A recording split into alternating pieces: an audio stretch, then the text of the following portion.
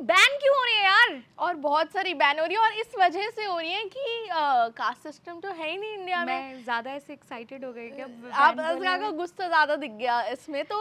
अनुराग कश्यप का भी इसी तरह गुस्सा बाहर आ रहा है इंस्टाग्राम और ट्वीट्स के द्वारा, और उन्होंने बोला है कि ये जो इतनी सारी पिक्चर हैं जो बन रही है इंडिया में, जो बढ़िया बढ़िया टॉपिक से बन रही है और हिस्ट्री को दिखा रही है लोगों को, वो बोल रहे हैं कि ये तो एग्जिस्ट ही नहीं करती, कास्ट सिस्टम तो इंडिया में है ही नहीं, तो आप कहाँ से दिखा रहे हो। यार एक पिक्चर हो तो बताए, क्योंकि फूले, धड़क 2 और दूसरी पंजाब पंजाब 95 पंजाब 95 जो दिलजीत की है, उस पिक्चर को मतलब ऐसी ये तो 2-3 नंबर्स उन्होंने गिना दिए हैं। ऐसी बहुत सारी फिल्में हैं। इनफैक्ट अभी छावा रिलीज हुई थी, उस पर भी बहुत सारे कंट्रोवर्सीज हुई, और उससे पहले सम्राट पृथ्वीराज, उससे पहले पद्मावत, बहुत सारी इस तरह की जब भी कोई हिस्टोरिकल या कोई बायोपिक आती है तो कोई ना कोई मसला होता ही होता है। ये मतलब अब लिख गया है उनके पीछे। पर ये वाले जो मसले होते थे यूजुअली तब होते थे जैसे कोई बायोपिक बन रही, पद्मावत जब आई थी तब भी एकदम लड़ाई झगड़े हो गए थे, उनके सेट पे लोग घुस गए थे मार धाड़ करने, तो ये ऐसी चीजें हम देखते हैं पहले। पर धड़क 2 जो एक्चुअली एक लव स्टोरी है, धड़क 1 भी आ चुकी है और उसमें भी ये कास्ट सिस्टम था उसमें, और लव स्टोरी दिखाई थी। एक लोअर क्लास लड़का था, अपर क्लास लड़की थी, उनको प्यार हो जाता है और फिर because of their caste differences जो भी होता है, आपके लिए स्पॉइलर नहीं देंगे। पर धड़क 2 में भी ऐसी, और मुझे लगता है ये थोड़ी हार्मलेस स्टोरीज है, इससे क्या हो जाएगा। अगर है ये अपर कास्ट लोअर कास्ट, तो हर जगह होता है, सिर्फ इंडिया में नहीं है, हर जगह है। और हम उसे भाग क्यों रहे हैं अगर इस तरह के कोई टॉपिक दिखाना चाह रहे हैं, और अगर किसी चीज़ का डर नहीं है, और ऐसा कुछ लोगों को लगता है कि ये चीज़ एग्जिस्ट नहीं करती हैं, तो फिर किस बात का खौफ है, किस बात का डर है? आने दीजिए। अगर कुछ ऐसी चीज़ें एग्जिस्ट नहीं करती हैं तो लोगों को क्या ही फ़र्क पड़ेगा, और किसी पर क्या ऐसा इंप्रेशन जाएगा इफ़ एग्जिस्ट नहीं करती हैं तो। एग्जिस्ट नहीं करती। तो यही अनुराग कश्यप ने बोला कि इतनी सारी जो पिक्चर है, इतनी बढ़िया बढ़िया पिक्चर है, पंजाब 95, 30, धड़क 2, उन्होंने बोला है I don't know how many other films will be blocked because they expose the agenda casteism वगैरह वगैरह, एंड जो गवर्नमेंट है वो चाहती है कि ये वाली फिल्में ना आए। और इस पे एक बहुत ही बड़े फिर इंटरनेट में डिस्कशन चालू हो गया कि क्या ये सही है या क्या ये गलत है। तो ऑफकोर्स कुछ लोगों ने बोला कि सही है, अब तो हम बहुत आगे बढ़ चुके हैं सोसाइटी, हम इतने वोक हो चुके हैं, अब हम कहाँ करते हैं ये डिस्क्रिमिनेशन। पर डिस्क्रिमिनेशन हर जगह अभी भी है, और जितने भी अर्बन मेट्रोपॉलिटन सिटीज़ भी है उनमें भी है। अब यहाँ पर दूसरी बात आती है, एक फिल्म है फूले जिसको अनंत महादेवन बना रहे हैं।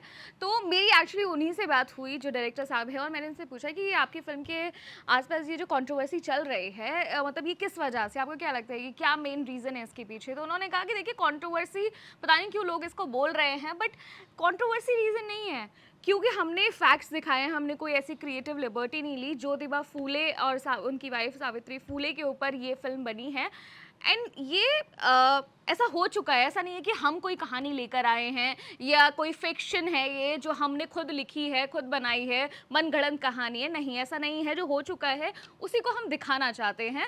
और वहाँ पर ही एक समुदाय के लोग आए और उन्होंने कहा कि नहीं नहीं, ये हमारे समुदाय की जो भावनाएं उनको आहत करते हैं, गलत पोर्ट्रे करा है, हमने तो ऐसा कभी किया ही नहीं था। एग्जैक्टली। तो अब यही सारा लफड़ा हो गया है कि कौन सही है, कौन गलत है, कौन कितनी क्रिएटिव लिबर्टी ले रहा है। दिलजीत जो ऑलरेडी अपने कॉन्सर्ट के वजह से वो बहुत ही बार लफड़े में पड़ गए थे, उन्होंने भी पंजाब 95 की एक नाम की एक मूवी बनाई जो पंजाब में जो सिख राइट्स थे उनको कवर करती थी, और फिर उस पर 95 कट्स लग गए हैं।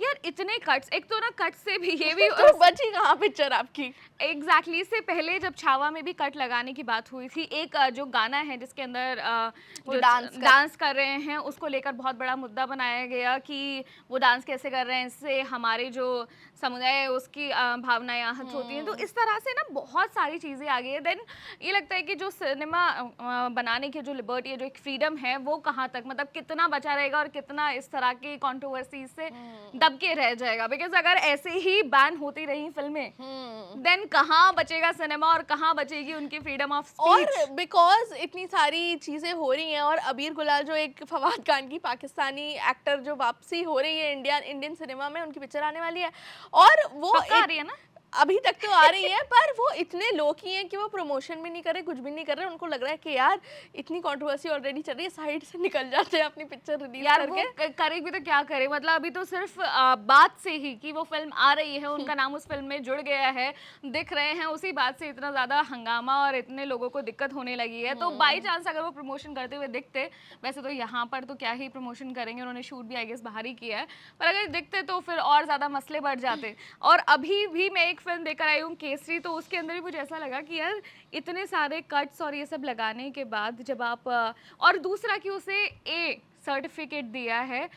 आई want to tell you guys कि जब आप जाट या और इनफैक्ट पुष्पा 2 इस तरह की फिल्म्स निकालते हो और उसके अंदर ऐसी मार धाड़ और इतना सब कुछ हो रहा होता है और कुछ अपशब्द भी हो जाते हैं, तब यूर ओके, तब ऐसे ही फिल्में निकल जाती हैं। लेकिन इस तरह की फिल्मों को ए रेटेड करके आप आई डोंट नो क्या साबित और करना जब चाहते हो। जब इंडिया ने इतनी बढ़िया पिक्चरें बनाई हैं ऑन कास्टिज्म एंड डिस्क्रिमिनेशन, वो बहुत बड़ी उन्होंने ऑस्कर में भी गई हैं। जैसे लगान थी, वो ऑस्कर में गई थी, वो कास्टिज्म के ऊपर ही थी। कचरा नाम का एक कैरेक्टर था उसमें। तो ये जो कास्ट का एलिमेंट है, यूजुअली जो इतनी आइकॉनिक पिक्चरें हैं उसमें बना ही है। चाहे वो स्लमडॉग मिलियनेयर, उसमें क्लास का ये वाला टॉपिक है। तो ऐसे टॉपिक्स जब इंडिया को ही इतना कोर है इंडिया का, तो ये पिक्चरों में तो आएंगे ही। और जब ऐसी पिक्चरें बनती हैं तो ज़रूरी नहीं है कि हम लोग बैठ के सोच लेते हैं कि यार ये कम्युनिटी बकवास है।